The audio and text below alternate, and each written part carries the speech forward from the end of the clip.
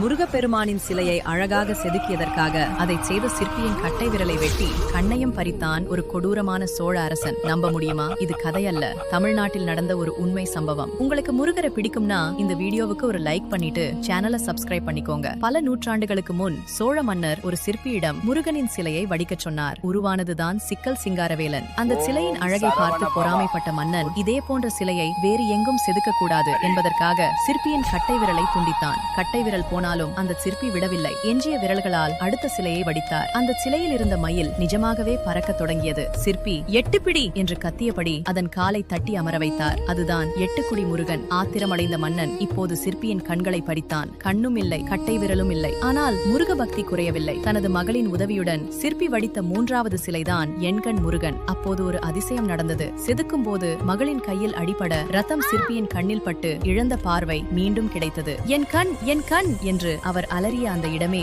எண்கண் ஆனது. இன்றைக்கும் சிக்கல் முருகன் சிலையிலிருந்து வியர்வை வடிவதை நீங்கள் பார்க்கலாம். ஓம் முருகா என கமெண்ட் செய்து பகிருங்கள்.